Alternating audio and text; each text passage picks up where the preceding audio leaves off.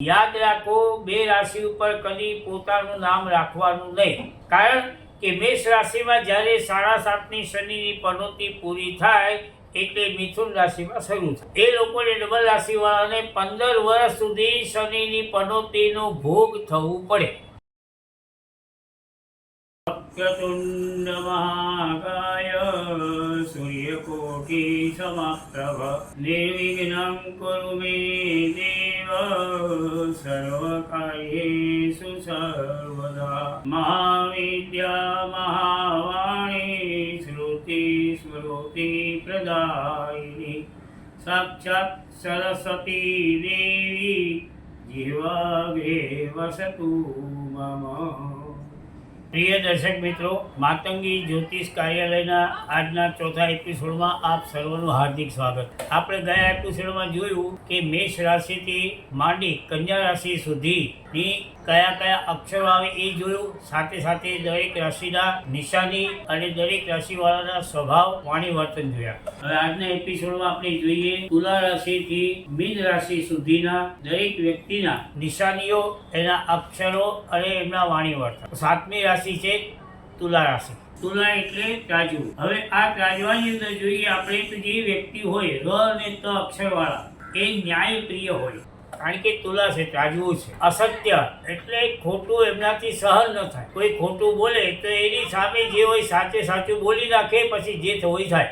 પોતે અસત્ય બોલે નહીં અને ખોટું કોઈનું સહન કરે નહીં. સામેની વ્યક્તિ સાથે પણ અન્યાય ન થાય. પોતાની સાથે તો ન થાય પણ સામેની વ્યક્તિ સાથે પણ ન થાય એનું ખાસ ધ્યાન રાખીને પોતે જીવનમાં આગળ વધે. સાથે સાથે તુલા રાશિનો માલિક છે શુક્ર. એટલે આ વ્યક્તિ શોખીન પણ હોય અને ઈશ્વર કૃપાથી એને દરેક પ્રકારનું સુખ પણ મળે. એમને પહેરવા ઉઠવાનો, ખાવા પીવાનો, ફરવાનો બધી જ જાતના શોખ એને હોય અને ભગવાનની કૃપાથી એ શોખ એ પૂરા પણ કરી શકે. 8મી રાશિ આવે વૃશ્ચિક. ન અને ય. સંસ્કૃતમાં વૃશ્ચિક એટલે આપણી ગુજરાતીની અંદર વીછું. એ વીછી એટલે આ ન અને ય વાળા વ્યક્તિઓ સ્વભાવે દેખાવે શાંત હોય, પણ આપણી જે ગુજરાતીની કહેવત છે શાંત પાણી ઊંડા હોય. આ લોકો સાથે વધારે વાદ વિવાદમાં ઉતરવું નહીં.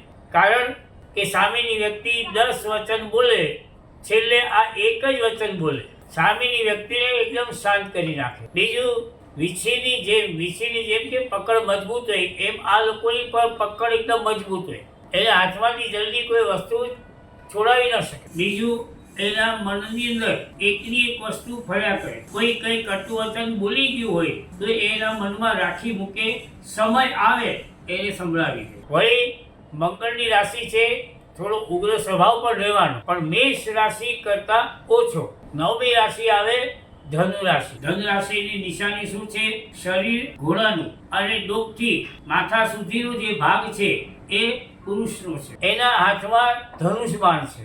આ ધનુ રાશિવાળી વ્યક્તિ પોતાનું લક્ષ્ય ધારીને રાખે. ધીમે ધીમે પોતાના લક્ષ્યને સિદ્ધ કરવા માટે, એને હાંસલ કરવા માટે, એને મેળવવા માટે ધીમે ધીમે આગળ વધે, પરંતુ કોઈને જણાવવા ન દે.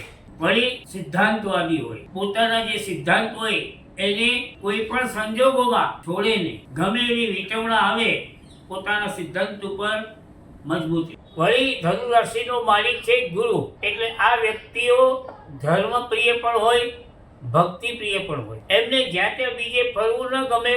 ખાસ કરીને ધાર્મિક સ્થાનોમાં વધારે ફરે, કારણ કે ધર્મપ્રિય છે. ભગવાનની ભક્તિ પણ કરે અને તોલીને બોલે. ત્યાર પછી આવે મકર રાશિ. મકર રાશિમાં શબ્દ આવે ખ અને જ. મકર સંસ્કૃતમાં કહીએ તો આપણે ગુજરાતીમાં એને કહેવાય મગર. આ વ્યક્તિઓ સામેની વ્યક્તિ પાસેથી ગમે તેમ કરીને પોતાનું કામ કરાવી લે. ભલે એને વિનંતી કરવી પડે, રડવું પડે, ગમે તે કરે, પરંતુ છતાં પોતાનું કામ કઢાવ્યા વગર છોડે નહીં. એને જળથી પ્રેમ વધારે હોય, કારણ કે મગર ક્યાં રહે? પાણીમાં. જળથી પ્રેમ વધારે રહે અને ઓછા શોખીન હોય. પોતાની જાત પર ઓછો શોખ કરે અને પોતે જે ધાર્યું હોય એ જ કરે.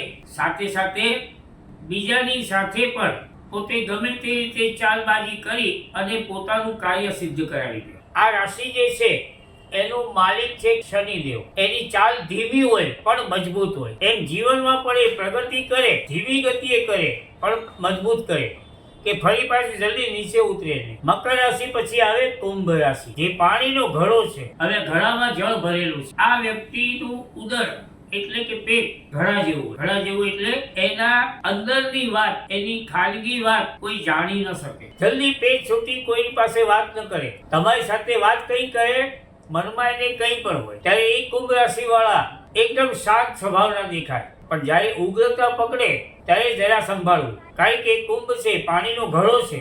પોતાના પેટમાં બધી જ વાતોને સંગ્રહીને રાખે, એકબીજાની સાથે વાતો ચાડી ચીકણી ન કરે.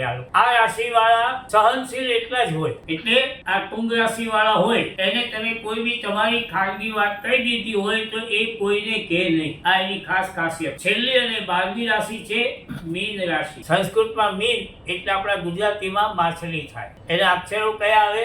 દ, ચ, ઝ અને થ.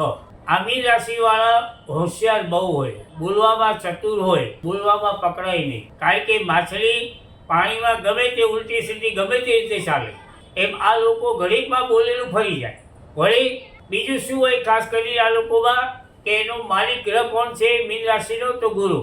આ લોકો પણ ધાર્મિક હોય, સત્તાશાળી હોય અને ધર્મપ્રિય પણ હોય. પણ ખાસ કરીને બોલવામાં એ પણ એકદમ આપણ વિવેકી હોય. કારણ કે ગુરુ ગ્રહ છે. સમાજમાં, સંસ્થામાં, ગમે તે જગ્યાએ આ વ્યક્તિને મુખ્ય સ્થાન પર મૂકો તો એ કાર્ય બહુ સરસ રીતે કરે. સંસ્થાના ઉપરી બનાવવા હોય તો ખાસ કરીને કન્યા રાશિ, સિંહ રાશિ વાળા અને મીન રાશિ વાળા બનાવવાના. કારણ કે કન્યા રાશિ વાળા, જેમ તમને આગળ જણાવ્યું હતું, એ ગમે ત્યાં ઝઘડાને શાંત કરી શકે. સિંહ રાશિ વાળા પોતે પ્રભાવશાળી વ્યક્તિત્વ વાળા, પ્રભાવશાળી વાણી વાળા હોય. અને મીન રાશિ વાળા એ તો ગુરુ ગ્રહ પ્રમાણે પોતે મજબૂત થઈને રહી શકે, એ સ્થાનને સાચવી શકે. ત્યારે ઘણા લોકો આપણે જોઈએ છે કે બે રાશિ ઉપર નામ વાળા હોય છે. યાદ રાખો, કોઈ દિવસ બે રાશિઓ ઉપર નામ રાખવાનું નહીં. શા માટે? દાખલા તરીકે પોતાની જન્મની રાશિ મેષ હોય અને એમણે ગમતું નામ મિથુન રાશિ પર રાખ્યું, તો જ્યારે મેષ રાશિની અંદર શનિની સાડાસાતી પૂરી થાય એટલે મિથુન રાશિમાં શરૂ થાય. એ લોકોને ડબલ રાશિવાળાને 15 વર્ષ સુધી શનિની પનોતીનો ભોગ થવું પડે.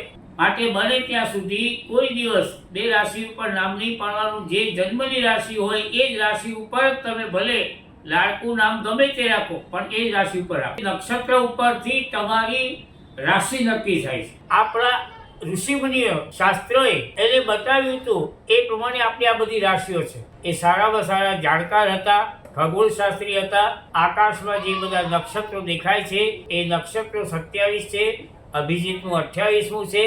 એના ભાગ પાડી અને આ 12 રાશિ એમણે બનાવી, દરેકના અક્ષરો આપણને આપ્યા છે. આ બધી જે રાશિઓ છે એ દરેક રાશિ અને દરેક રાશિની અંદર નક્ષત્ર હોય. દાખલા તરીકે અશ્વિની, ભરણી અને કૃતિકા આ 3 નક્ષત્ર છે. દરેક નક્ષત્રના 4 ભાગ કરેલા છે. એક નક્ષત્રના 4 ભાગ, બીજા નક્ષત્રના 4 ભાગ અને ત્રીજા નક્ષત્રનો 1 ભાગ, એમ 9 ભાગ થઈ અને એક રાશિ થાય.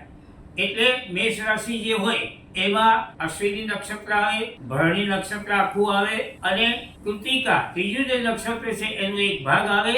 એટલે આ 9 ભાગ મળી અને એક રાશિ થાય. જન્મકુંડલી એક આપણા જીવનનો નકશો છે કે જેના ઉપરથી આપણે જીવનમાં ક્યાં જવાનું છે, કેવી રીતે જવાનું છે, એમાં ક્યાં ક્યાં વિઘ્નો આવશે, એના ઉપાય શું છે, એ બધું જ આપણને એની અંદરથી ખબર પડશે. ઘણી વખત શું થાય છે કે લોકો સસ્તું કામ કરવા માટે પ્રયત્ન કરતા હોય. યાદ રાખો, સસ્તું નહીં, સારું કામ કરાવો. કારણ કે કર્મની અંદર બ્રાહ્મણ જો ભૂલ કરે તો એની 75% સજા યજમાનને થાય છે, 25% બ્રાહ્મણને થાય. કોઈ પણ કાર્ય યોગ્ય મુહૂર્તમાં, યોગ્ય નક્ષત્ર પ્રમાણે અને યોગ્ય રીત રિવાજ સાથે થયું હોય, સાથે સાથે તમારી શ્રદ્ધા અને ભક્તિ પણ જરૂરી છે, તો એ કાર્ય 100% તમને રિઝલ્ટ આપે છે. જ્યોતિષ ખોટું નથી, જ્યોતિષીઓ ઘણી વખત ખોટા નીકળે છે અને એને લીધે થઈને લોકોના જે વિશ્વાસ છે એ જ્યોતિષ ઉપરથી, જ્યોતિષીઓ ઉપરથી ઉઠતો જાય છે.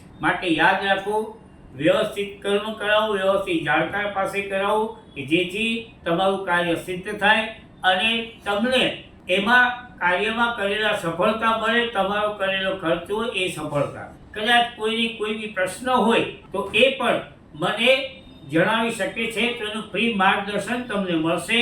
હવે આપણે આવતા 5મા એપિસોડમાં ફરી પાછા મળીશું. આપ સર્વને જય શ્રી કૃષ્ણ.